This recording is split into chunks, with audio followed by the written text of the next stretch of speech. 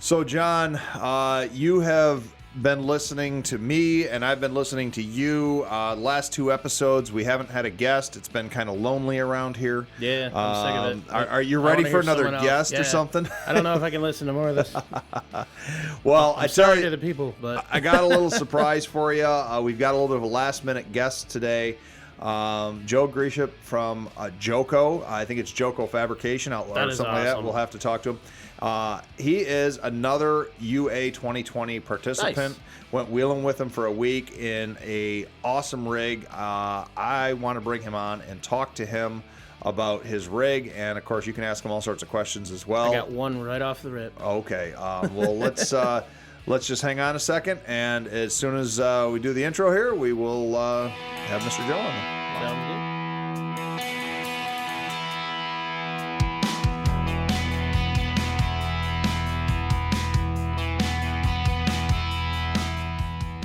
It's time to hit the trail, lock in those hubs, and throw it into low range. Because you are listening to Wheelin' with Keith and Johnny Orange. They're here to talk about 4x4s, trucks, and everything to do with enjoying the great outdoors. Buckle up. Here's your hosts, Keith and Johnny Orange. All right, Joe, do we have you online? I think so. Awesome. Well, good talking to you, buddy. It's been, we haven't seen each other for a few months now, since September during UA. Greatly appreciate you taking the time to chat with us today, for sure. So, Thank you for having me on. right off the bat here, so you own JOCO. Now, is that JOCO Fabrication, JOCO Welding, or is it just called JOCO? JOCO Fabrication and Welding. JOCO Fabrication and both. Welding. And where are you located? We are in Salina, Ohio, which is 20 minutes from the Indiana state line, about midway down the state. So we're only a couple hours from Cincinnati, an hour from Dayton. Nice. You're Pretty in the centrally. stereotypical Midwest, basically. Exactly. All right, cool. And you were, correct me if I'm wrong, you were one of the invited readers for UA this year. JOCO was not a sponsor of UA, correct? That's correct. I was one of the chosen few, and I was pretty happy to be. I'm glad they had more than they normally do this year. I feel like I wouldn't have made the cut. Well, I don't know why you wouldn't have made the cut. Your rig was, I think, probably one of the most successful rigs on UA. John, did you have anything you wanted to ask him before we rolled into talking about his rig and all that? I'll wait till we talk more about the business side of it. It's a business question. All right. Well, let's start with your rig for UA. I've seen it in action. I don't think you had any breakdowns at all. You can correct me if I'm wrong, but what did you build and bring on UA 2020? So my Scout is a 1970 International Scout 800A. I've been wheeling it since 2012, and it was just one of them vehicles. They're cool. It's cool old iron. You know what I mean? Like, I'm a Jeep guy, I'm an off-road guy, but when I found the old Scout, I thought that'd be something different. Yeah, and everybody's got a Jeep, which I'm not knocking Jeeps. I love Jeeps, but and I wanted something different. So I found a way to get it and started building on it. It was supposed to be, the joke is, it's my wife's Scout, because when the guy approached me and said, "Hey, I will sell the Scout," my wife was standing there and said, "We'll take it." And I thought, at the time I was collecting parts for more of a tube buggy based vehicle, and I said, well, I'll just throw it together. That'll be a nice family vehicle. Yeah, and I didn't have any kids at the time, but I knew they'd be coming. So I bought the Scout, and what was supposed to be a simple little throw some axles and motor in it build. Oh, I think we lost him there. Well, did we lose you there? Can you hear us? We lost him. We lost him. Well, we'll take a quick break there, see if we can get him back, and we'll be right back. Joe, you got us back. Sorry about that. That has actually never happened to us before. I don't know what that was all about. The computer just completely locked up on us, and so we had to stop there for a second. We lost the phone call and everything. But we actually lost you you were starting to tell us about some parts collecting and putting together this rig for a family type of rig. And you didn't tell us what parts you had collected, but you said it kind of compounded more than just a simple axle swap. So if we didn't completely derail your chain of thought, so building this rig, you were putting it together, and how did it go from being kind of a family rig to what it is today? Well, it still is a family rig. It's just a little bit more capable than I originally planned on. I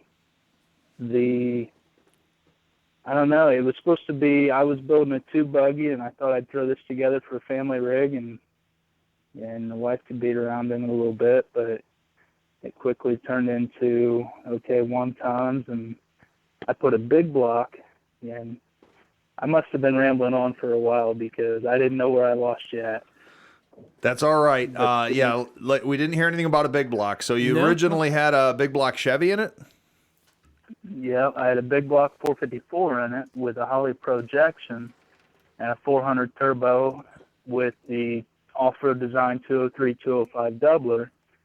And it was a great setup. I can't knock the big block, and I wanted torque, and I had it. And that was one of the things when I switched to the LS, I was really worried that I was going to lose that off-idle torque. And I couldn't be more happier with that 6.2 I put in there. Yeah, and I put a torque cam, and the thing just runs great. It's got power. Yeah, it's like American Express everywhere you want to be. I like that. It pulls down low and keeps going. But yeah, it was the running joke is that it's my wife's vehicle, and it's her Scout. I bought her a water pump for Christmas one year. That wasn't the best Christmas present. I don't recommend it for anybody. A water pump. I don't think I've ever done that, Joe. Although I bought a vacuum cleaner once, and that didn't go over very well either. So. Well, I made that mistake as a young man years ago, and That's why it's great having friends that are older than you. You know what not to do when you get there. Yeah, no vacuum cleaners, no water pumps, John. No water pumps. Yeah. So in this Scout you've got here, you're running 1-ton axles under it. What, Dana 60s, Dana 60/70? What do you have underneath it? So the axles were military set axles a friend had. So 456 gear, 14 bolt rear, 60 front with the factory gov lock, or what the military put in for a gov lock in the rear. Not gov lock, sorry. A Detroit in the rear. Mm-hmm. Nice. And then I put a Yukon Grizzly locker in the front. And the 456 gears are about perfect for the 37s. And the thing did great. And it had plenty of torque, which is what I was wanting out of the big block. And it was a big, heavy boat anchor. And that was the only downfall to it. And I wanted to make sure. There was a few trails, like when you get out and we go to Moab, we try to go to Moab every year for the Jeep Safari. And a few of them trail days where, poison spiders along the trail, where we were getting to where we were starting to sputter on some of the inclines because, 23-gallon cell, it just wasn't enough. That big block sucked the fuel up. You're real thirsty. So, oh yeah. So I feel like the LS, is a lot better platform, all around. And in the LS, I didn't tell a whole lot of people this on the trip, but when Christian called me, and he said, "Hey, we are down to the dirty dozen. You might get invited, you may not." I said, "Okay." And he said, "If you don't hear from me by Friday, you didn't make the cut." He said, "I'm not going to call everybody back." So fast forward, Friday comes and goes, and I'm like, all right, I didn't make it. At least I made it to the, basically top 12. And I felt pretty good that they actually considered my vehicle. And then on Monday, he called me, and I was at the shop, and he said, you got any questions? You're in. And we're going. I thought at that point that the Ultimate Adventure, the first phone call, I thought that it was already canceled because of all the coronavirus stuff. And I've already given up on it. So when he calls me back and says, "Oh man, I'm jumping up and down like a little schoolgirl," and I hang up, he says, "You have any questions?" And I said, "No, I'm good." And he said, "There'll be some emails filling you in on some of the stuff," but I hung up the phone and 1,000 questions ran through my head. Yeah, and one of them would have been, where are we going? Yeah, at least where to start at. And then I turn around and look out in the shop, and my Scout, I had no motor or transmission in it when he called. Oh, geez. And it was, I pulled it apart, and we were planning on going to Moab in April, and coronavirus hit, and everything got canceled from Moab. You couldn't go to Moab. They wouldn't let us stay. At least that's what our who we rented the house from. They said nobody's allowed to come and visit.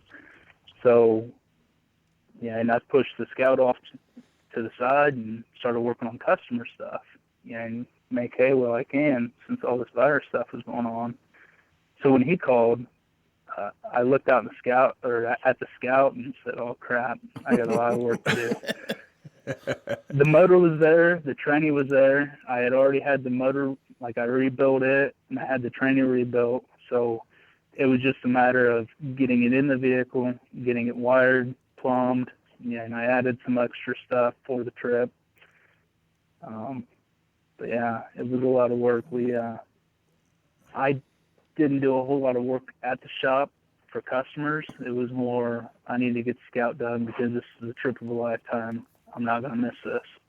For sure. So Jeff, guy that works with me, yeah, and he pretty much took care of all the customer stuff, and I focused on the Scout for that 5 weeks. So, run through quickly, if you can, or if you would, how do people that are readers, not sponsors, what are the steps to being on Ultimate Adventure? Did you have to submit pictures like digitally, or did you, you didn't know anybody particularly, or maybe you did. How did you become an invited reader? I found, Christian posted something on Facebook, I believe, saying, and if you want to be an invited reader, sign up. Yeah, and so I think the only way I found to sign up was through,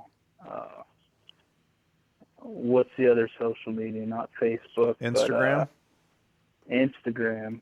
So I had to sign up for Instagram, get on there, and and basically filled out a little questionnaire asking about the vehicle, about me, and then there was sent a couple pictures in of it.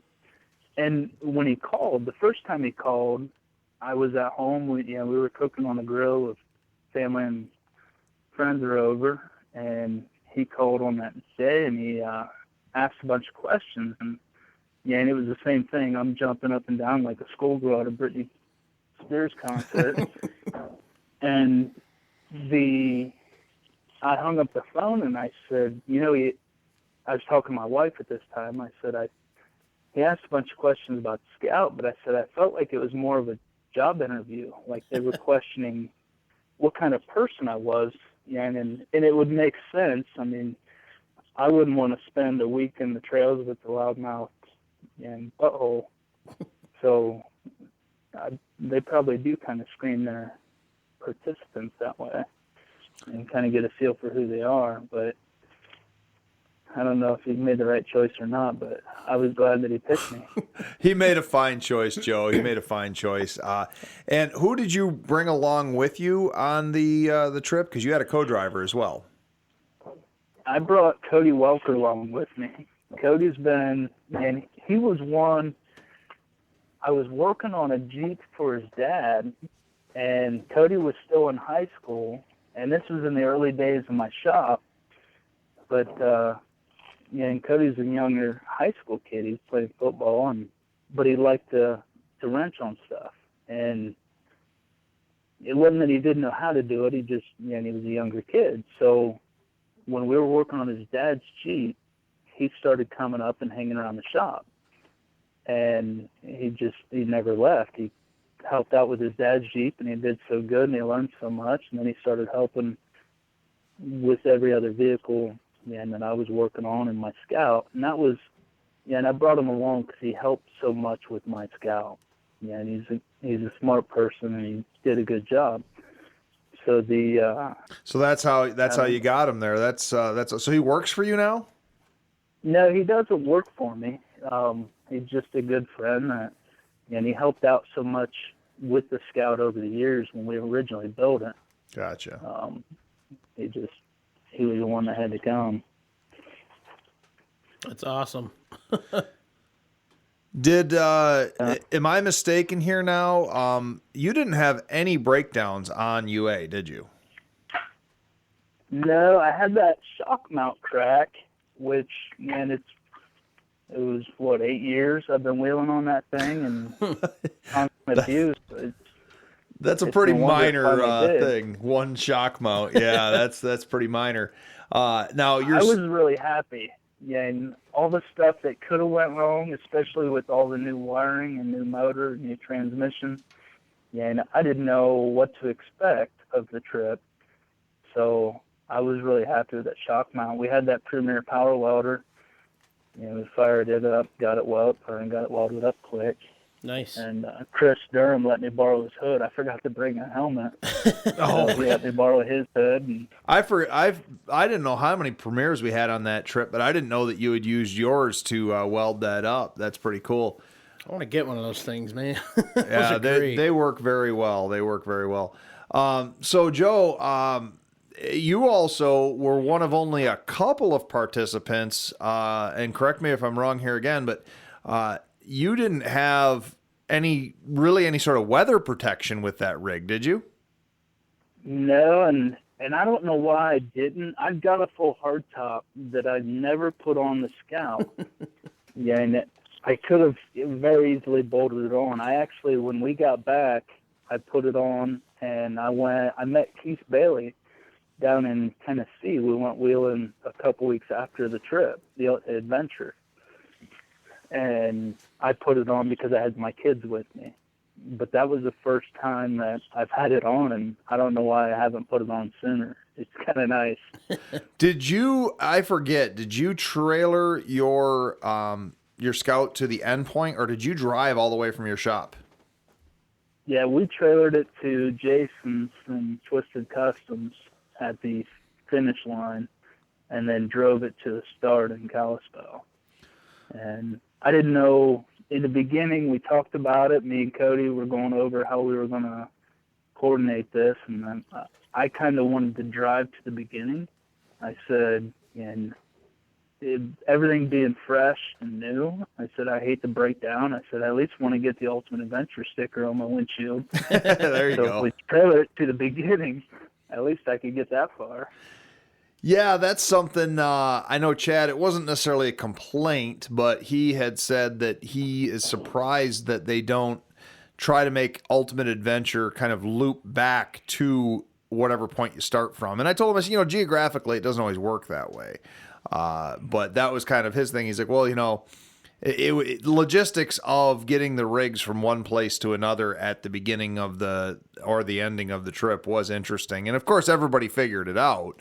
But it was an interesting way of having to deal with things. That's why I trailered Chad's Jeep to the end point, and then they had his and Ian's taken to the start point from that hotshot trucker, and we basically wheeled back to our tow rig. So that worked out pretty well. But That would be an awesome aspect, though, for future ones. Actually make a loop and come back. That'd be really cool. if possible, Yeah, but everything permitting, of course. And But it added to it, though. It does. And everything about that trip was an ultimate adventure. Yeah. So having to drive to the start and ending however many thousand miles away, and it just added to it that much more. I was happy. Trent did an awesome job laying that out. oh, did he ever? That was so cool. Yeah, I don't know how he does it. That was a really neat trip. Now, are you going to? Do you think you'll apply again to try to become a re-invited reader, or is it a one and done thing for you? Do you think you want to try to do it again? Oh, I would definitely love to do it again if they'd have me. I mean, I don't know how that works if I sign up again, or I'll definitely turn in my application whenever I see it posted.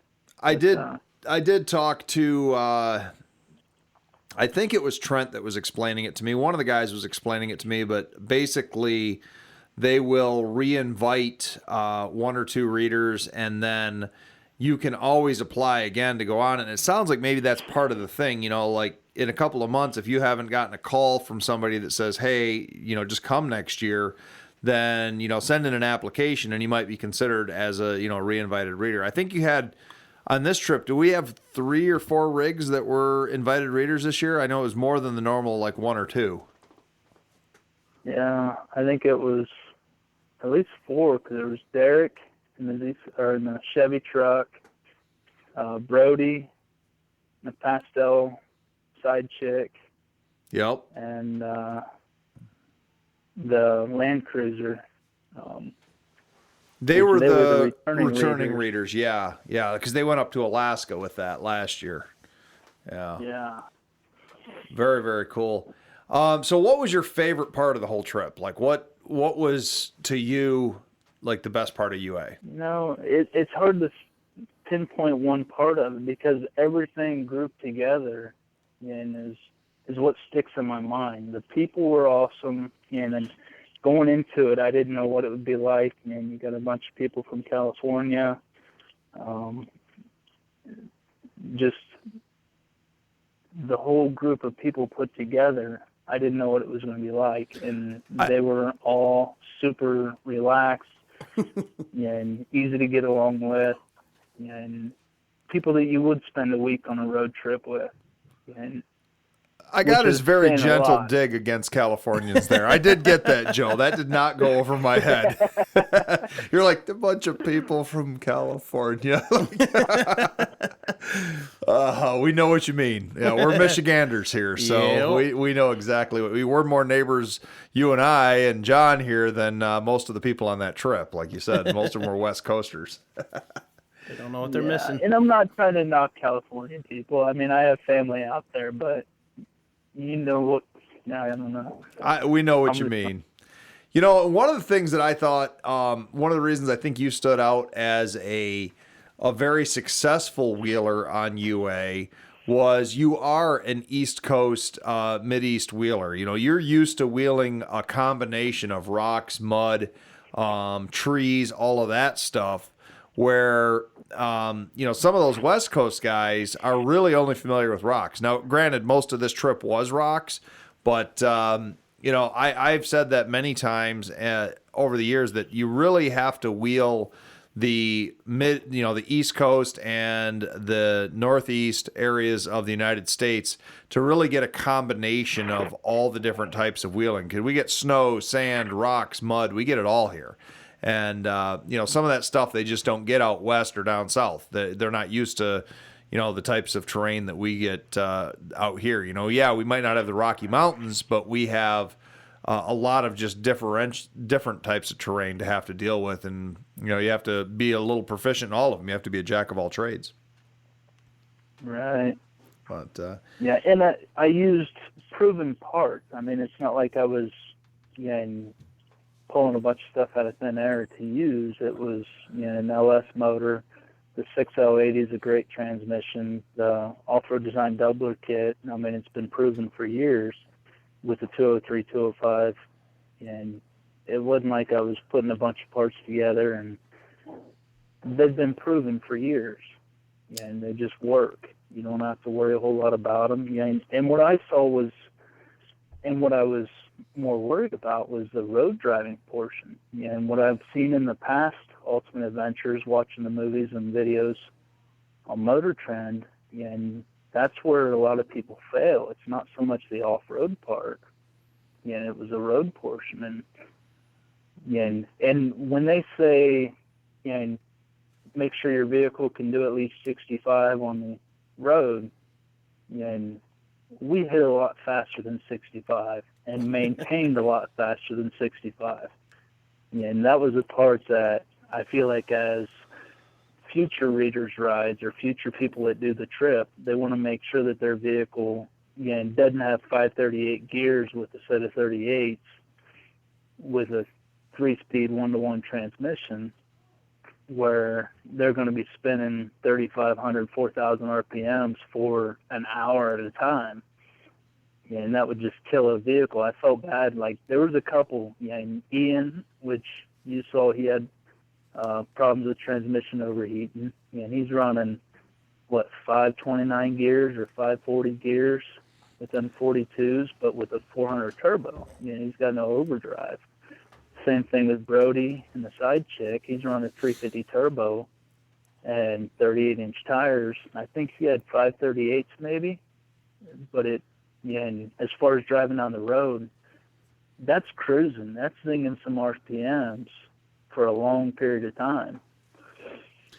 Absolutely. We've talked about that on the show over the years number of times, that overdrive in a street and trail rig is really crucial, especially if you're running those deeper gears. Anytime you have these non-overdrive transmissions, it can really be a problem. One of the ways I always like when I build my rigs is I'll do the math using an online gear ratio calculator, because I'm not that good with the regular math in my head. I mean, I can do it, but I try to set, I figure the gear ratio that I'm going to run and the tire size, or the tire size I'm going to run. I figure out the gear ratio. I want to go as low as possible with a max speed of or max RPM of about 2,300 RPM at 65, 70 miles an hour with my rig. So that'll tell me then what I can run for gears. And that's kind of been my formula I've always used. And every rig I've ever built, I've really never had problems with road manners because of that.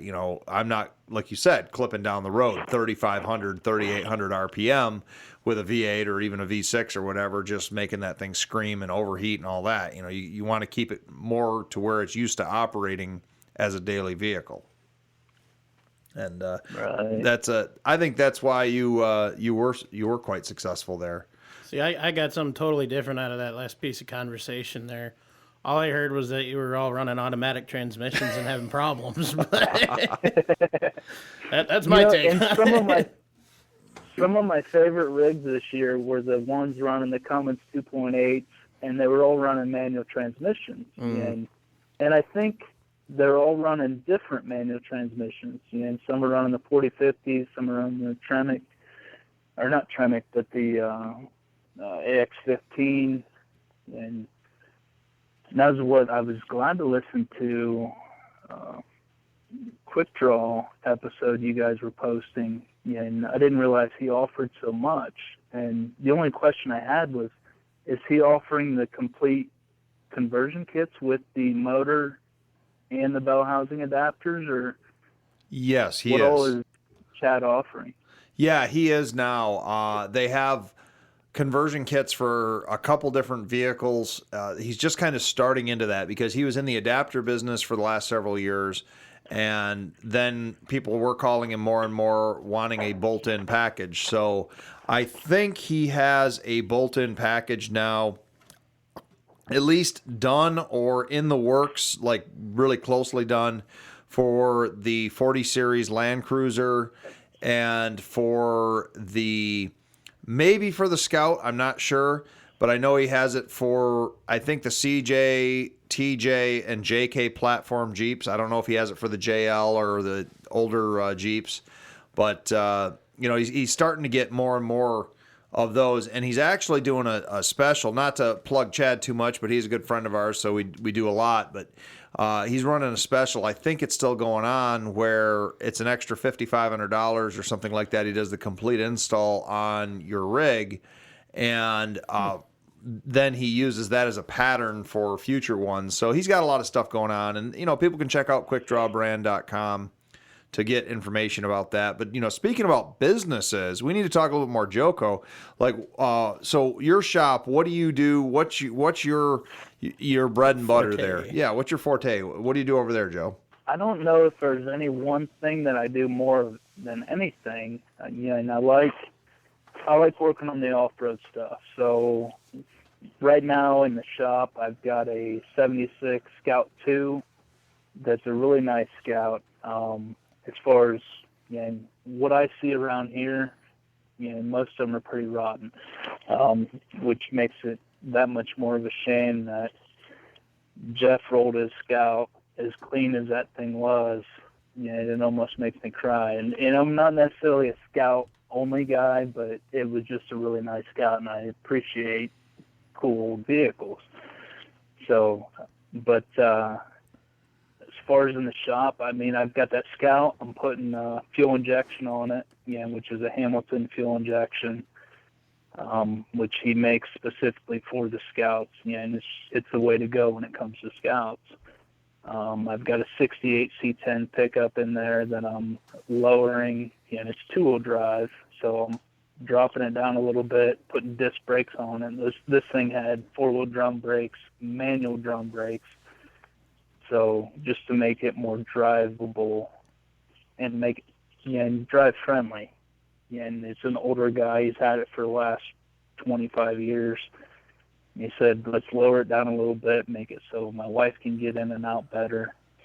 And, but, I mean, I work on anything, whatever keeps the lights on. Yeah, and I serviced an Amish van yesterday, changing the oil.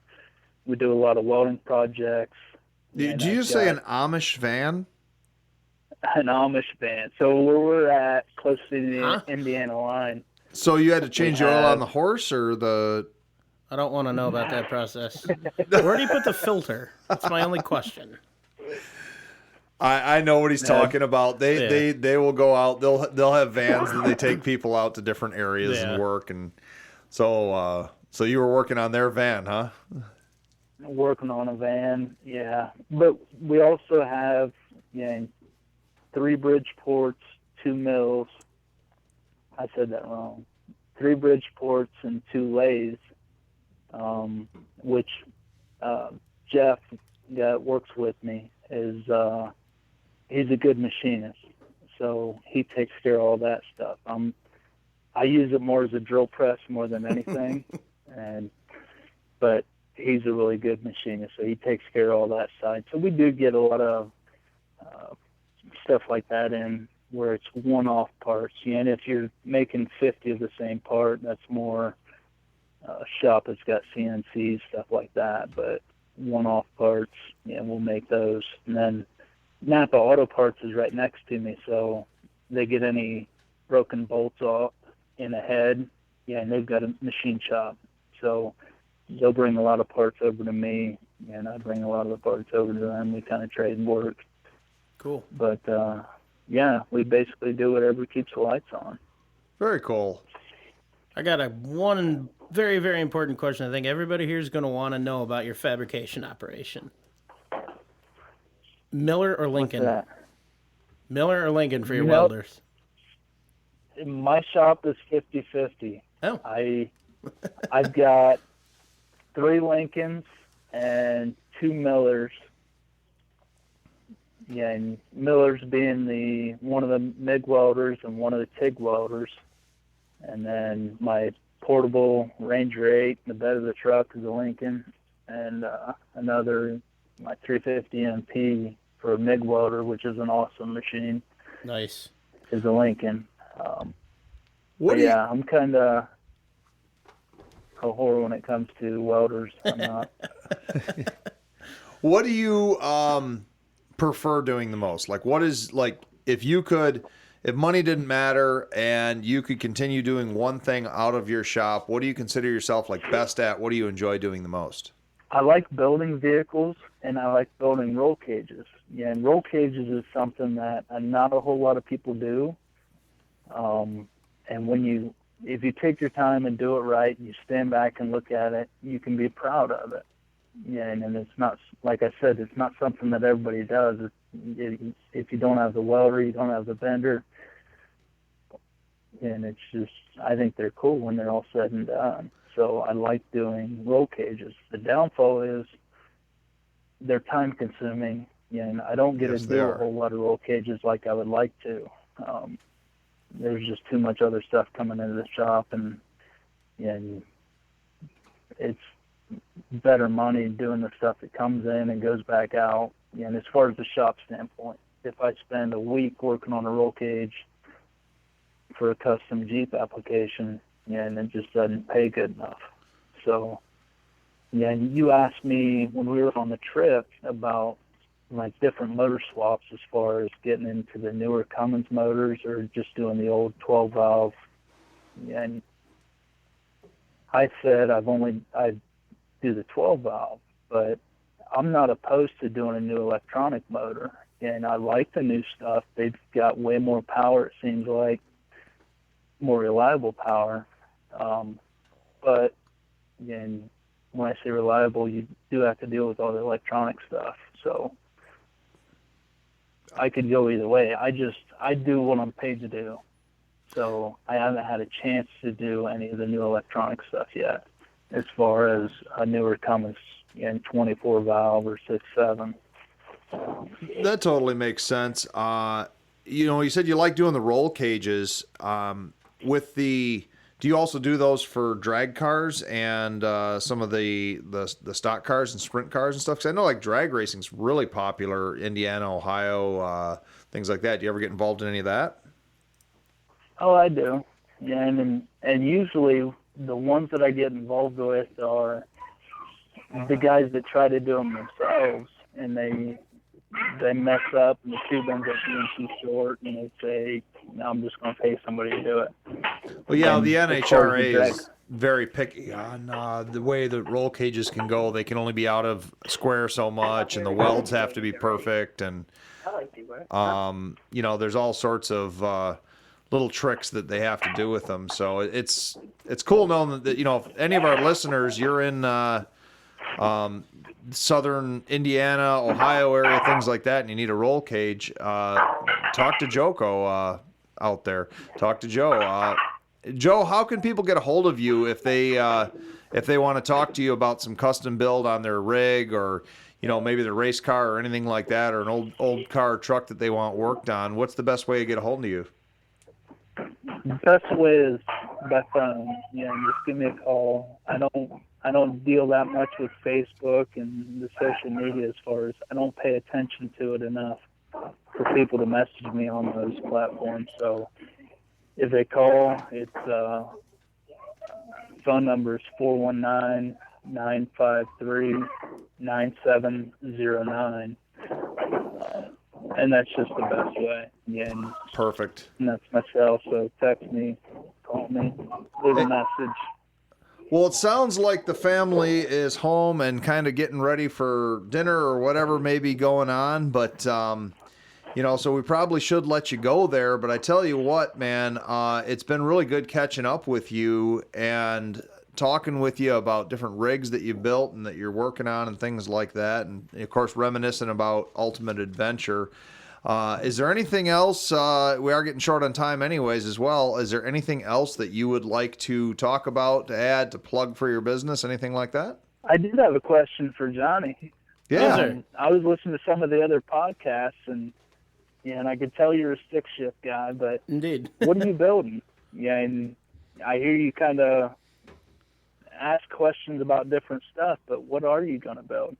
So I've got Project XJ. I know we covered that pretty in depth in one of the early episodes.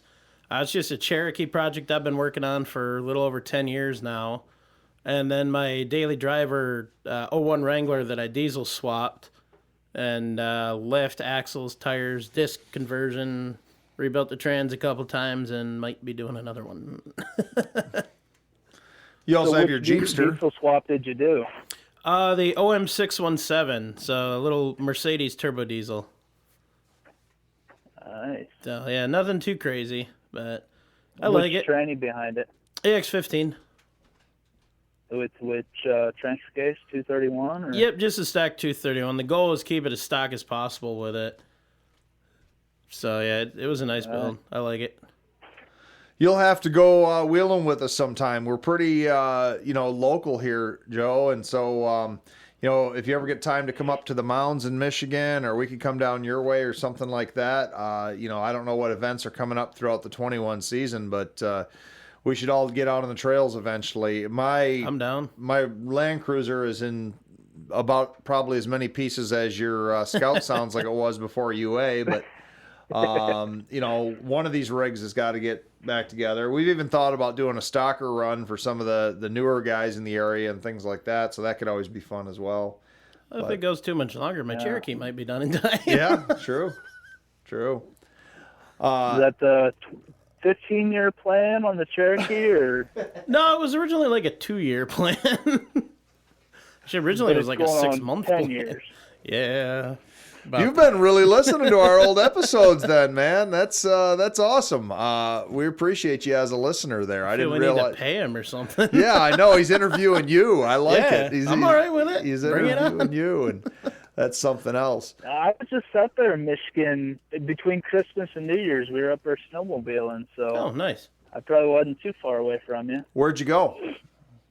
We were in Irons, which is more on the West Coast. Did you get much snow?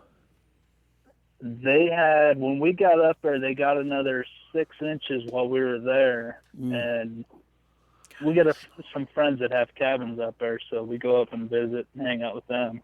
I'm not really sure where that is. Is that near Traverse City or? It is. Okay, I thought it might is. be. I'd heard of it before, but I couldn't quite remember. So yeah, that's northwest of us by about 5 hours. But so we're on the other side. We're right on the Canadian border here. On see Canada the from the thumb front area. kitchen. Yeah, you can actually see Canada from the front window from where we're at right here, right now. But Powerful enough binoculars, really? you could read license Yeah. plates. yeah, that's true. Or other. We're right on the St. Clair River, so the ships go right by, and literally we're looking across to Canada. So that's how close that we are right here. But, Joe, thank you so much for coming on, buddy. And seriously, we do need to get together and do some wheeling here in the near future. I'm hoping that there's some more events here in 21, and maybe we'll even sponsor an event or something. And for folks who you're wondering what rig we're talking about, you can actually just Google Joe Grieshop and his which is Grischop. Is that what it is? Grieshop. Okay, I had that off a little bit there. You can Google him, and you'll actually see pictures from Four Wheeler of his Scout on UA. So Keith showed me a few of those, and that is a nice looking rig, man. You can see him in Four Wheeler Magazine, and you can also go on Motor Trend on Demand and YouTube to see the coverage for UA 2020. Speaking of that, before we let you go, how did you like being on TV and all of that? I'm not really much for talking in front of cameras or even doing this podcast. I didn't know how I was going to do. You're doing fine. Up Yeah, well, we appreciate it. Yeah, I'm glad to be on. But yeah, the Ultimate Adventure was a great trip, and anytime I get to go wheeling is well worth the trip. So I was glad they called. Yeah, and like I said, in the beginning, I said after we got back, Keith Bailey in the Blazer posted that he was going down to Tennessee. So I ended up getting a hold of him and wheeling with him down there in Tennessee. And what I didn't realize, and it took me a while to figure this out, but he was doing it